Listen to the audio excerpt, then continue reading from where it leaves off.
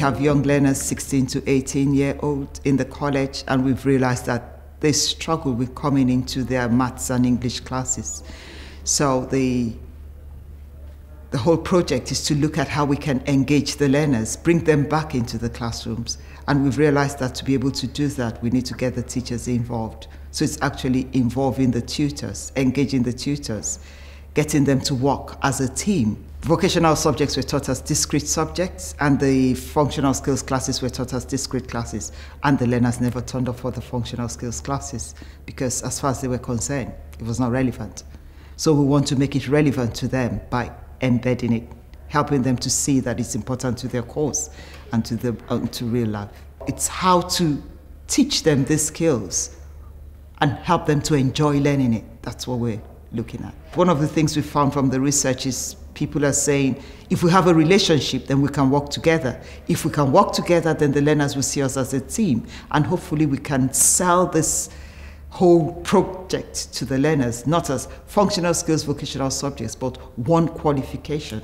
So that's what we're working towards. We've all got specifications. We've all started on these doors. We've all done the first two elements. And now we need to start thinking about setting out the door. We're going to set out using measurement from a plan, and this is where Tony is going to help you, because the plan is a scale plan. Paul is going to run through this specification in a lot more detail than I am. Because what we're going to look for is for you guys to tell Paul, who's an English teacher, what the best way is to carry out these tasks on that specification. What I want to do is write me out an instruction to walk from this position and to end exactly where I start, round these tables and finish exactly here. Write me out a set of instructions, please. Right. Walk 3 steps forward. If I'd have followed them instructions to the letter, where'd I've ended up?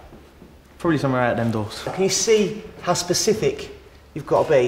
If you gave me them instructions to paint your doors, I might be lost. That's the bare basics of what you should be given, and your order of work and your spec should be thinking about being really, really specific, okay? Especially when you start bringing technical words in, which we'll go into a little bit later. We've got a small window, and it has dimensions of 80 millimetres and 20 millimetres. And the drawing was to a scale of 1 to 5. Each drawing dimension, which is actually 5 times as big in real life. How wide is this window then? So it would be 80 times 5. 80 times 5. We've got another example. We've got a corridor wall, 500 millimetres long and 50 millimetres high. Can we extract from that the actual dimensions of the wall? You times the 500 by 10, which is 5,000. In the real world, what would we normally call 5,000 millimetres? 5 metres. Well done, Pat. Yeah? So 5 metres. I think it was a steep learning curve, but I think today, in conjunction with other days that we've at least observed each other's lessons, has been beneficial. I've learned a lot about maths. I've learned a lot about the way maths is presented to the learners, and I could probably use that far better in the practical sessions. English, again, I've seen different ways of being able to reinforce the knowledge that we require in practical. So in terms of what I've learned, I think I've learned to collaborate, and I think collaboration is the way forward. One of the things we've learned today is that 2 tutors is probably a more manageable thing. To have 3 maybe just pulls people in too many different directions at once. I think 3 of us collaborating in the staff room and planning sessions is a good thing, but as far as team teaching or working in a workshop, I think a maximum of 2 is probably the best option. Once you can show people or demonstrate to people that you've got a slightly different way of approaching it and it works and the students are happier, the students are more successful, then it's very difficult for the people who are entrenched in their old ideals to stay entrenched. We need to speak to learners to see how they feel about it. We need to speak to each other.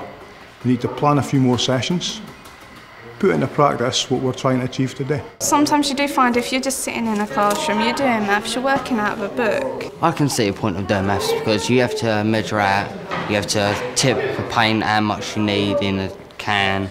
How many litres you need, what the measurements are. You don't want to buy too much or you don't want to buy too little. If you buy too little, you've got to go at it again. Sometimes you can't always remember what measurements are in that, but with the ratio, if you actually have something in front of you rather than just measuring out a door exactly, it helps you a lot. A lot of people think, how does this relate to my real life stuff? If they can't see where it links in, mind shuts off, but where it's actually here in the classroom today, you can actually see how it all works and it just clicks in your brain and you think, wow, we are learning something. Clearly for a lot of the students that I teach, old models of learning have failed them. I think we've got to embrace new ideas.